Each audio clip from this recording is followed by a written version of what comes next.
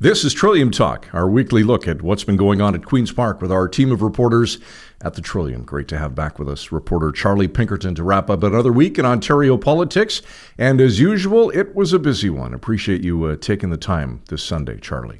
Anytime, Scott. It's been a minute. All right, it has been a minute. Let's start with an interesting story of a lobbyist who broke the lobbying law for a couple of reasons. Some are Greenbelt related, and others included lobbying for Premier Doug Ford. Now, of course, anything Greenbelt related is still a hot topic around Queen's Park. Who was it, and what were they found to have done?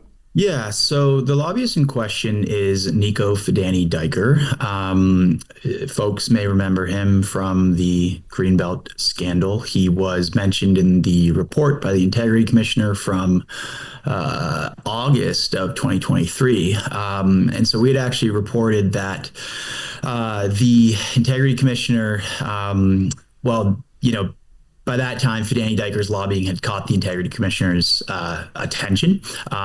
So more recently, I think close to the beginning of this year, as a result of a follow-up as a result of that investigation, rather, the Integrity Commissioner found that Nico Fidani Diker had contravened the Lobbyist Registration Act, so the lobbying law in Ontario, in 6 different instances for 5 different clients. I should say that the Lobbyist Registration Act is quite limiting in what the Integrity Commissioner is able to publish about its investigations, including afterwards. And so there was sort of limited information that was put out, but based on what was in it, plus other previously published things and other things from sources, we were able to, determine the following. So there was 3 developers who he broke the lobbying law while working for, 2 of whom were those who got land removed from the Greenbelt. In one of these instances, he had offered to give, who are only referred to as 2 public office holders, Leafs tickets. So, maybe unsurprisingly, can't do that. The other developer, the would-be Greenbelt one, he had lobbied on behalf of to try to get a MZO. In each of these instances, there was also, he either hadn't registered or hadn't identified specifically what he was lobbying for in his registrations.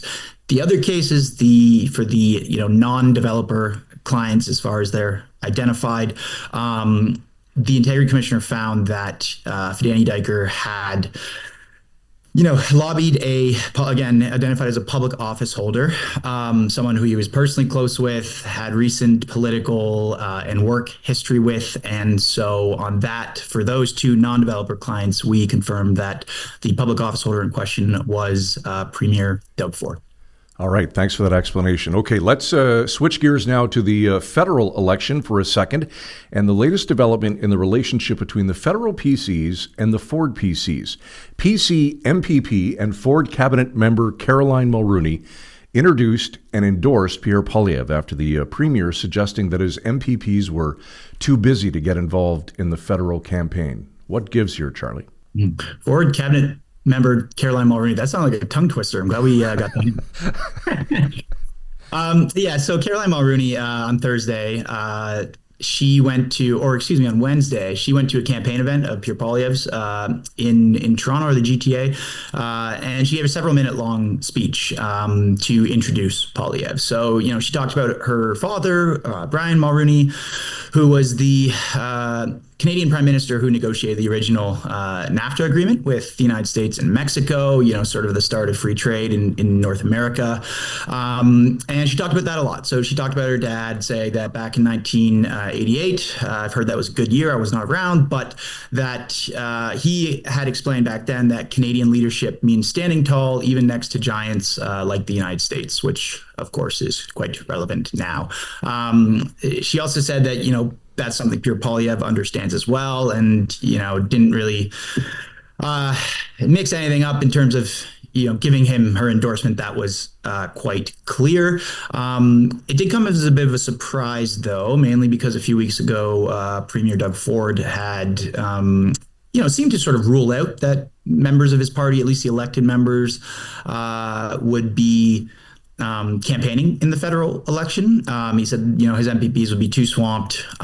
So we just weren't expecting this from Caroline Mulroney. In any case, afterwards, when she was talking to reporters, she simply said, Pierre Poilievre is a friend. He asked her, so she did it. Ford said yesterday as well that, Caroline had asked him. He thinks the world of her, and she can do as she pleases. So didn't exactly ruffle any feathers between them by any means. Okay, let's move to trade, Charlie. Another week and Trump tariffs still dominating the headlines. What's the latest? Can you bring us up to speed on the trade situation as of today? Yeah, so I believe Wednesday it was Trump's Liberation Day, as he called it. So he announced tariffs on many of the world's countries. Canada was actually essentially spared from the theatrics of that day, at least.